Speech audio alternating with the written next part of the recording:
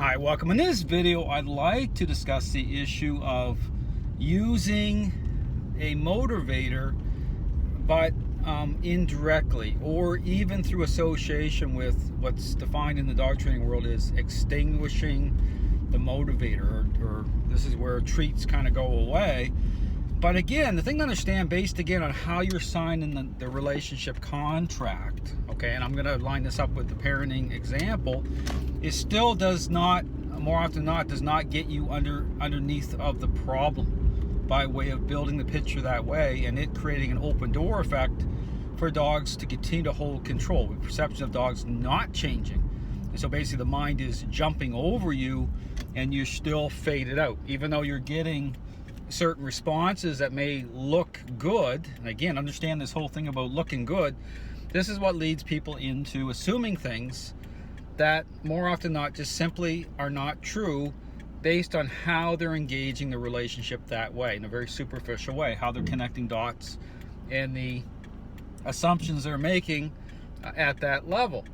Now, again, we talk about, indirectly, okay, this is where, again, comparing this to, in terms of the parenting example, it's understanding, again, considering this whole thing, I talk about signing off on the relationship in terms of where you're at. As a child becomes more and more selfish, right, based on the parent not being in the right parenting style, typically that is the causation, is that once you've got to a certain level in the relationship, and through association, which means that the child's always going to a specific individual to basically get what they want. Okay, they know that to get their needs met that way, not in a good way, they're going to bypass, right? They're going to avoid one parent, go to the other parent, and it's established that way through association. This is where you get in this whole thing with, again, understanding like where you're at in the relationship and when a certain motivator goes away.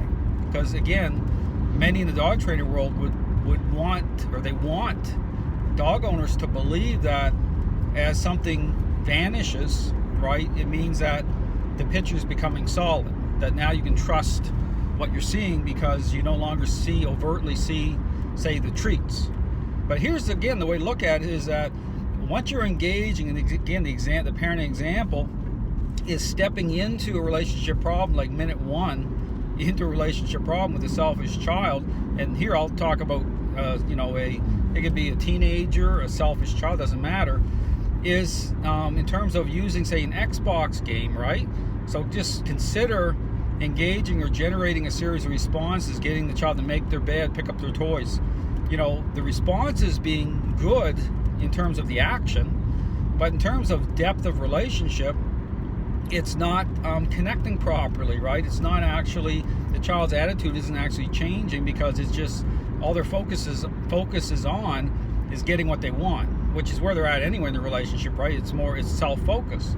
And so you haul out the Xbox game, the so-called professional hauls out the Xbox game and starts to engage that way. Now consider, again, removing the Xbox game from, kind of overtly showing it to putting it up away on a shelf, right? But understand, you've still signed off on building the picture that way. You're still creating association, so the motives are tied in already, right, of the child, saying, okay, I don't see it, but I know that through how you signed off that way, jumping into a relationship problem the way that you're doing it now, that the child already knows that Xbox game, even though it's not out in the open, it's up on the shelf, right? But again, start to think about how these trainers use motivators a certain way to generate a response, add value, right? To charge the clicker, right? Think of all those things, right, through association, but consider how they're engaging and consider the motives that underpin the responses. Are they aligning properly? Yes or no? But again, to gain context, even, again, I talk about how context is gained. It's through an interaction-based approach, right? Just like when you interact with a child as a parent, putting a demand on the child by way, say, the example I use, take the garbage out, then you're going to see the real motives out on display. But again, that hard stop effect. Okay, understand that you could, put a demand, but what does the demand represent? This is where you get into the depth of understanding to truly reveal where you're at, okay, in terms of, and again, I talk about tying something in directly over and over again. Say some balance trainers want to use food as their, they'll say, well, I won't use treats, but I'll use the dog's daily food supply to get the dog to work for, right? Building the picture that way.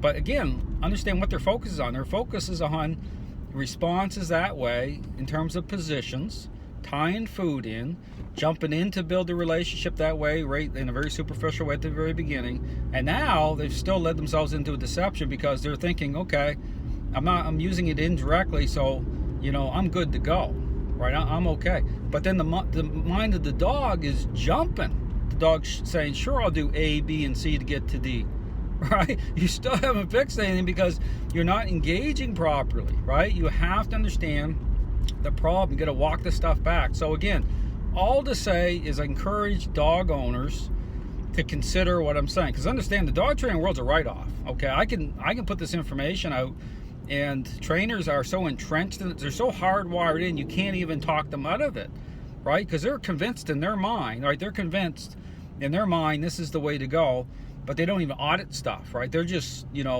they're blame dogs and think that somehow that makes sense. Oh, it must be the genetics because they've done it for years. And then because owners have accepted it, that seems to validate them with what the issue is, right? Oh, it must be the dog's the problem. No, this idea has been a problem for countless numbers of years.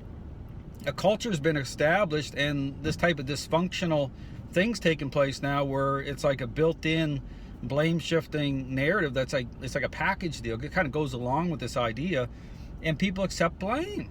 But if you're a dog owner, I would challenge you to put everything to the test. Take the information, take a hold of the information I'm putting out, and ask serious questions. Is this the way to go? If you wouldn't do it as a parent with a already selfish child, why do you think, as dogs as social animals, okay, how the decision-making process is governed, I talk about that, why do you think it works any different? Think about it. Do you think it's like it works different? It doesn't. I mean, these trainers are like, there's no critical thinking has gone into any of this, and now they use these fancy words, right? Counter conditioning, to try to make it sound like it's something, like it's like science-based. It's a joke. It's a joke, okay? This is the deception. So I would encourage people to think about the parenting example, look at the mess of the dog training world. It's not like this stuff is like lining up. Okay, understand the failure rates are tremendous, and these trainers don't want to talk about it. They want to pass the buck. So again, I encourage you as a dog owner is to challenge this idea. Think about what I'm saying. Go onto my website. I have lots of great information. If you have questions, contact me. I'll be more than happy to answer them. Thanks for watching.